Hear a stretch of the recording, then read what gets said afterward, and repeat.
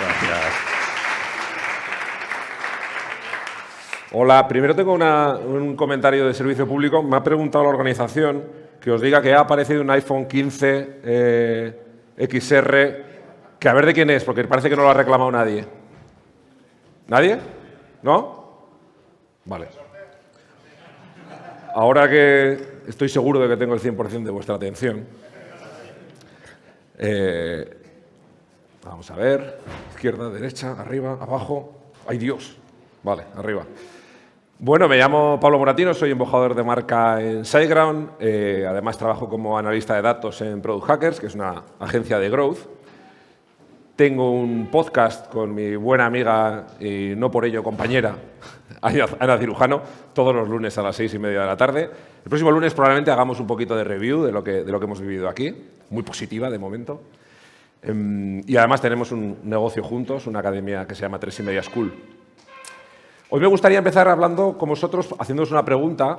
Cuando adivine cuál es el botón que tengo que utilizar para pasar para adelante. Hola, buenas tardes. Ay, venga, no sé cuál es, estoy tocando todos, así que no sé. Derecha, venga, vale. Quería preguntaros, ¿cómo tomáis vuestras decisiones de diseño en vuestras páginas? Esto es una pregunta para diseñadores, diseñadoras, implementadoras o para aquellas personas que trabajan con landing pages, con páginas de aterrizaje, profesionales que tienen su propio negocio. Me gustaría que reflexionarais durante un momento en cómo tomáis esas decisiones de diseño.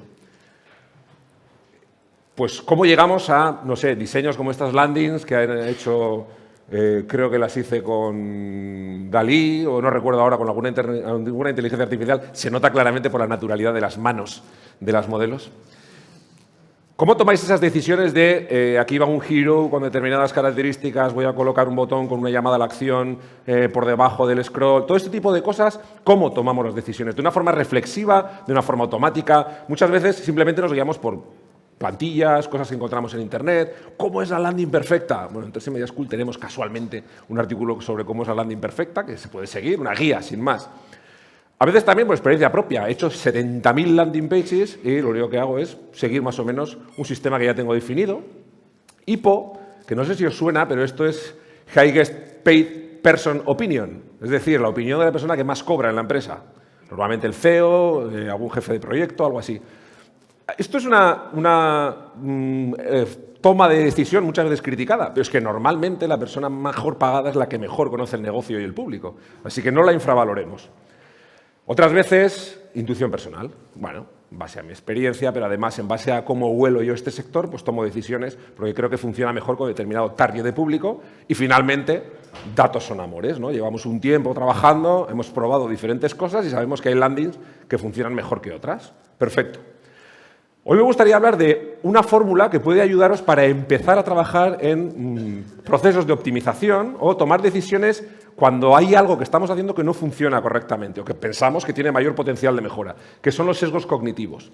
Los sesgos cognitivos no son más que una especie de atajos mentales. Es un concepto que viene más o menos del año 72, donde dos psicólogos conductivos, uno de ellos además premio Nobel de Economía, el otro psicólogo conductivo está especializado en matemáticas, o sea que son psicólogos con una parte, digamos, muy fuerte de ciencias ya más cercanas a las matemáticas, no solamente a las ciencias sociales. Descubrieron que había una serie de procesos mentales muy rápidos que toma nuestro cerebro, como pequeños atajos, que nos ayudan a tomar decisiones en momentos de tensión. A veces el momento de tensión simplemente es una operación de compra en una tienda online, pero es algo sobre lo que ni siquiera tenemos un control, es algo que pasa aunque no queramos, aunque después pueda haber un proceso un poco de rectificación o de corrección, o a veces simplemente de justificación. Algunos ejemplos de sesgos que vamos a identificar muy fácilmente. Uno es la aversión a la pérdida.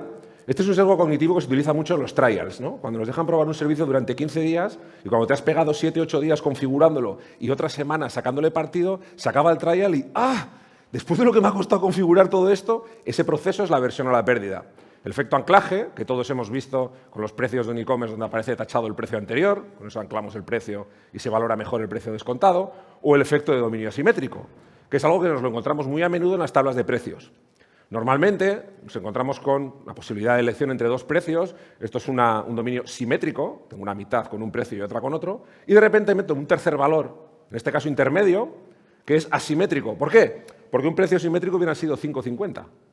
Pero cuando meto un precio que gira, que digamos que inclina la balanza hacia de la derecha, hace que sea más apetecible. Vuelvo para atrás un momento. ¿Qué cubo de palomitas elegiríais? Habrá gente que cogerá el de $4 y otra gente que estará zumbadísima, cogerá el de $7, donde siempre sobran palomitas. Pero así incrementamos mucho la solitud del tercer paquete en este caso, ¿vale? Eso es lo que se llama dominio asimétrico. Vencemos hacia un lado. Os voy a enseñar algunos ejemplos prácticos dentro del sector. Hay sectores que son un poco más sensibles a este tipo de cosas. Yo voy a entrar muy fuerte con uno que es muy poco sensible, porque es un proceso de compra mucho más, o un proceso de conversión un poquito más farragoso o más sensible en el sentido de que voy a hablar del sector fintech, ¿vale? Finanzas. En este caso es un simulador de crédito de consumo. Nosotros trabajamos con este cliente y nos centramos en estos dos objetivos: activación de visitantes y estimulación del comportamiento. Activación es que el usuario haga lo que nosotros queremos que haga, ¿vale? Y trabajamos con un primer sesgo, en este caso el sesgo de disponibilidad. Que este es un sesgo, empiezo con uno muy, muy sencillo, que es que simplemente tendremos cierta inclinación a decidirnos por aquello que tiene más presencia o que es más fácil de recordar, ¿vale? Simplemente, en este caso estábamos trabajando con una web muy simple, una home muy simple, y nuestra hipótesis era la siguiente. Si incluimos un botón con la suficiente visibilidad, es decir, que sea una visibilidad constante, que siempre está ahí, para el usuario, que vaya al simulador aumentará el número de simulaciones. Parece muy obvio. ¿Cómo no lo llevamos esto al diseño? Bueno, mediante este experimento. Un CTA, un call to action, sticky, pegado. Es decir, aunque el usuario haga scroll, siempre permanece visible en pantalla. Y lo que hicimos fue añadir esta barra inferior, que la tenemos aquí un poquito ampliada para que podáis verla, ¿no? Las deudas te quitan el sueño, olvídate de ellas, solicita tu crédito. Aquí podríamos experimentar también con el copy, con el color del botón. De momento simplemente con la situación de un botón sticky. Y lanzamos nuestro experimento. Es un test A/B. Una cantidad de personas ve la versión original y otra cantidad de personas la versión alterada, ¿vale? La variante que se llama. Número de simulaciones solicitadas solamente metiendo un botón sticky. Crece un 11,60%. Una cifra bastante interesante. En este caso, además, se mantenía también en la versión para móvil. A veces el rendimiento entre una y otra puede variar, pero aquí también trabajamos con un 11,60% de mejora. Simplemente añadiendo un botón sticky. No cambiamos nada más del funcionamiento del simulador. Vamos con un segundo sesgo que aplicamos también en este mismo sector.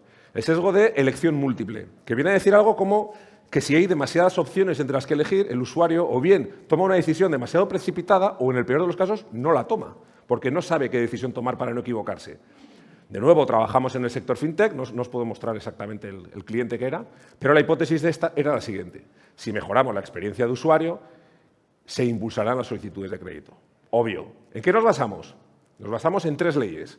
La ley de Higgs, esto está mal, es sin S, es ley de Higgs-Hinman, la ley de Fitts y la ley de Miller. Las 3 van un poco en la misma línea. La primera viene a decir como que hay una relación directa entre la cantidad de opciones y el tiempo que tarda una persona en tomar una decisión. Muchas opciones, más tiempo para decidirse. La ley de Fitts está simplificándolo mucho, porque estos son estudios psicológicos muy complejos, viene a decir que cuanto más grande un botón y más cerca del pulgar lo tengas, más fácil será que lo pises, ¿vale? Y la ley de Miller viene a decir algo así como que tenemos un número de elementos sobre los que podemos recordar en una web que hace tope. A partir de 7 elementos nos cuesta mucho recordar los elementos que llaman la atención en un sitio. Por tanto, mezclando estas 3 leyes, lo que hacemos es aplicar un experimento que es simplificar la web, quitar todo lo que sobra. Me ha gustado, en la charla de Ana, ha habido un momento que ha mencionado que todo lo que entra en juego en el diseño tiene que tener justificación, porque si no la tiene, ¿qué hacemos con ello? Sobra. Pues esto es un poco lo mismo. Teníamos una home determinada, nos fuimos a móvil y simplificamos a tope la home, que solamente estuviera aquello con lo que nosotros queríamos que el usuario interaccionara. Número de solicitudes de crédito de consumo, 39% más. Quitando cosas, mejoramos casi un 40% el rendimiento de la página. Tercer sesgo, sesgo de conformidad.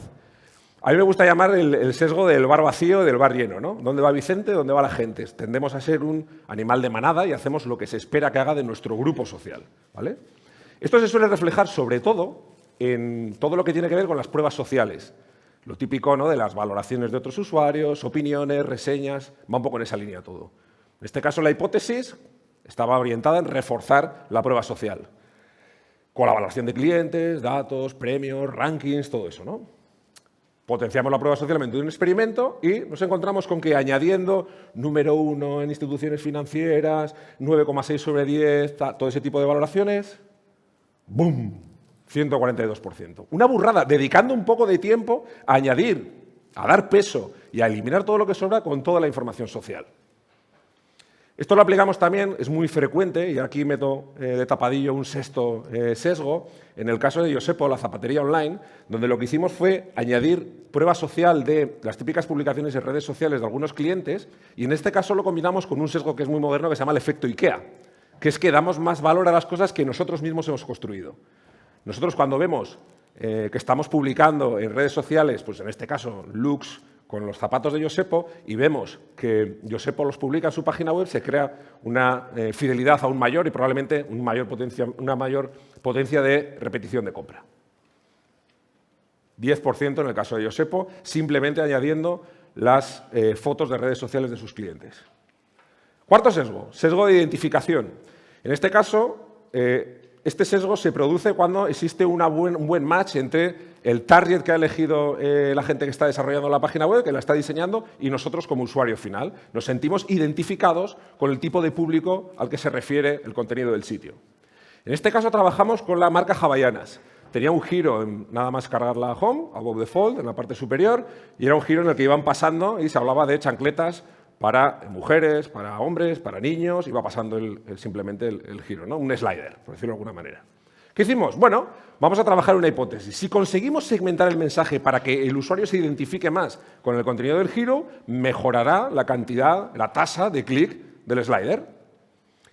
Lo hacemos. En vez de tener un giro que carga una sucesión de orientaciones a diferentes targets, ponemos un selector en el giro. Esto. No se ve muy bien en la versión para móvil, pero women, men, kids, ¿vale? Simplemente el usuario elige aquí y ve en el giro. Parece una tontería, no deja de ser otro slider, pero con un selector para que tú elijas y no tengas que esperar lo que está orientado a ti. Hacemos el experimento, 18%. No está mal, 18% en ventas, ¿eh? En ventas, no estamos hablando de lead, no, estamos hablando de pasta. Quinto sesgo, sesgo de cheese and rice, mi preferido. Esto no es un sesgo cognitivo estudiado psicológicamente como tal, pero es muy chulo. Lo que hace es buscar una balanza entre la recompensa, la motivación y el esfuerzo. Esos tres parámetros, ¿vale? En un lado está la recompensa por hacer algo, por conseguir algo, y la motivación y el esfuerzo necesario para conseguirlo. Esto viene de una experiencia personal de un compañero mío, en el que llega a su casa después de unas vacaciones muy tarde, prácticamente de madrugada, y cuando llega a su casa llega muerto de hambre. Y entonces abre el frigorífico y tiene un risotto para preparar, de estos que está medio preparado, pero que necesitas la sartén y tal, o unos picos y unos quesos cortados. 3 de la mañana, llegas cansado. ¿Qué hace, el arroz o los picos y los quesos? Picos y quesos, ¿no? ¿Por qué? No tengo mucha motivación, quiero comer algo y meterme en la cama, requiere muy poco esfuerzo y la recompensa es que satisfago el hambre. Ahora pensad que sois los responsables de la comida en vuestra casa. Vosotros o vuestra pareja, o sea, vosotros sois los que cocináis en la pareja. Y tenéis 2 niños de 7 y 6 años. Y llegáis de un viaje a las 3 de la mañana con ellos. ¿Qué sacáis? ¿Los picos o hacéis un arroz? Los que dicen picos no tienen hijos.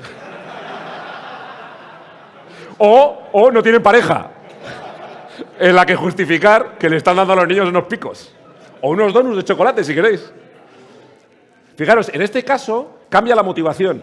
La motivación, hay una presión social y cambia la recompensa. No quiero que mis hijos se acostumbren a comer picos cuando tienen hambre en lugar de comer algo mucho más saludable. La balanza cambia. ¿Qué hacemos en este experimento? Bueno, lo que hacemos es, estábamos intentando conseguir que los compradores de Havaianas se abrieran una cuenta de usuario registrado cuando hacían una compra. En lugar de comprar como invitado, que se registren. ¿Por qué? Porque es muy interesante luego a nivel de remarketing, envío de newsletters comerciales y todo eso. ¿Por qué la gente no se registra? Porque la motivación es baja y la recompensa también. Y el esfuerzo no es muy alto, pero no compensa.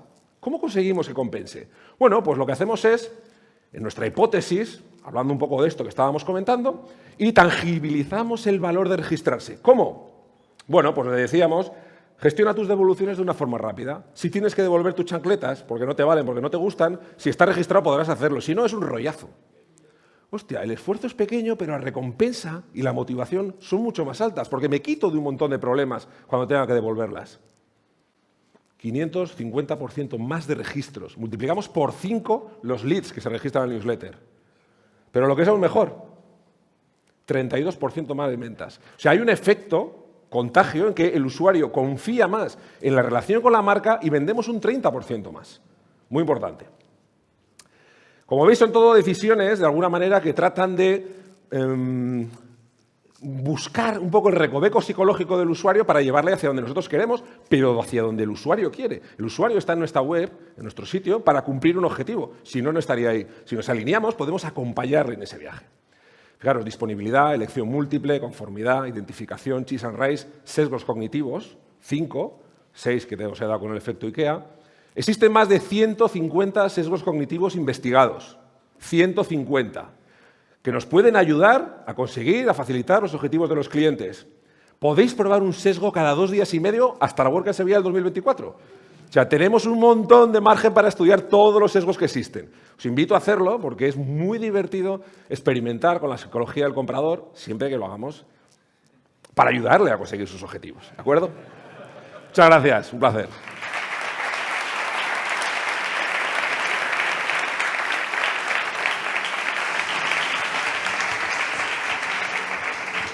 ¿Tenéis alguna pregunta fácil? ¿Puedes repetir el nombre de los símbolos? Sí. Kahneman, Danny Kahneman y el otro, y su amigo Filemón, es que no me acuerdo del segundo, pero el primero es Danny Kahneman. Me he callado. Danny Kahneman, Nobel de Economía, psicólogo Nobel de Economía. Muchas gracias por tu apoyo y por descubrir que no me acordaba del nombre del segundo. Buenas, por aquí. Una consulta. En el ejemplo de las hawaianas, el recomendar el registro para la devolución es después de la compra o antes de la compra. En el checkout, durante el proceso de checkout. Durante el proceso. Cuando el usuario está metiendo en el formulario sus datos de envío y todo eso, en ese momento. Vale. Es en el momento en el que le invitas a hacer la compra como invitado o registrándose. Vale, gracias. ¿Cómo? Sí, porque en ese caso lo que hicimos, normalmente con estos clientes no se hace solo un experimento, se lanzan muchos experimentos, es velocidad alta de experimentación y generalmente están acompañados de otro tipo de cosas. En este caso, además, había un experimento que consistía en que el checkout fuera más en una misma carga de página, que no tuviera pasos. Buenas, Pablo. Hola, Héctor. Una pregunta.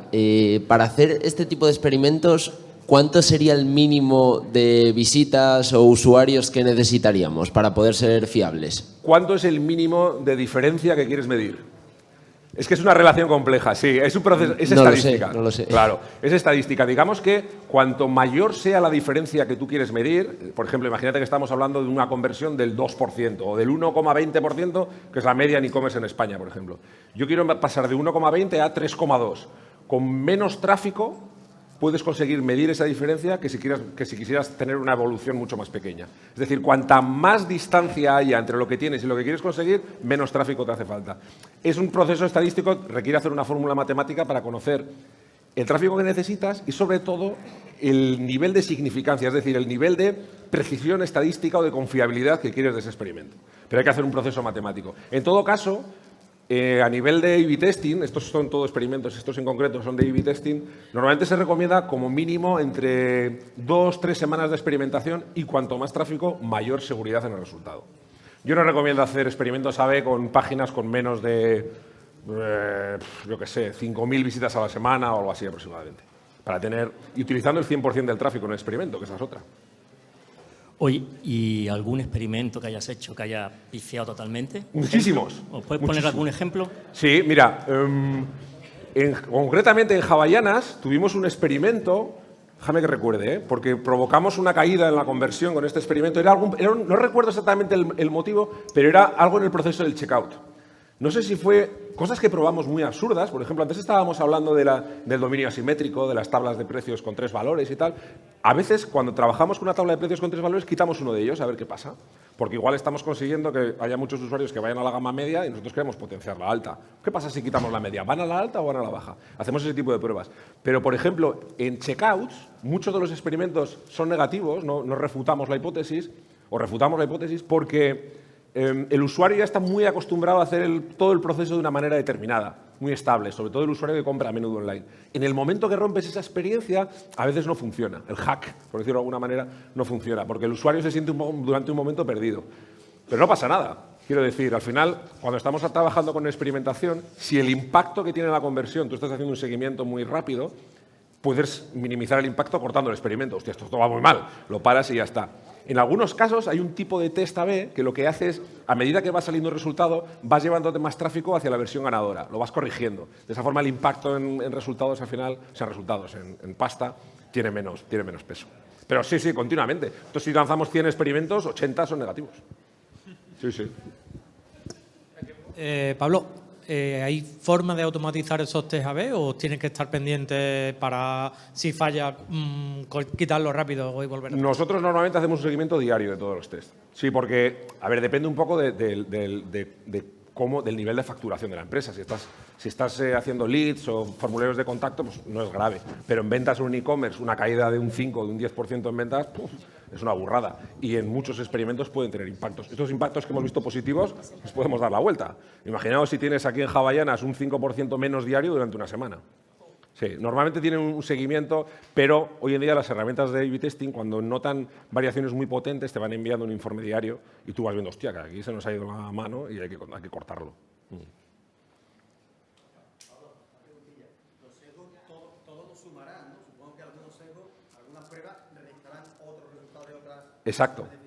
Tendrás que buscar cuál es el más beneficioso. Exacto. Hay muchos sesgos que van por líneas muy parecidas, son sesgos bastante parecidos, aunque tengan detalles, y otros sesgos chocan unos con otros. Claro, porque no todos somos iguales. Claro, pensad que no todos los sesgos nos aplican a nosotros todos por igual. Hay algunos a los que somos más sensibles y otros muchas veces tienen una orientación o un origen cultural, ¿no? Cultural, social, demográfico. Entonces depende un poco de tu sector. Aquí sí que la experiencia es la que te va diciendo. Hay alguna serie de sesgos que funcionan muy bien en e-commerce, donde la compra es muy rápida. Otros sesgos, por ejemplo, que en el mundo de los seguros son muy importantes, sobre todo todos los que tienen que ver un poco con la confiabilidad, con el miedo a la muerte, con el miedo a sentirse rechazado, todo ese tipo de cosas, ¿no? Pero sí, muchos chocan. Si tenéis mal, lo cogéis en la calle. Cogéis en la calle. Gracias.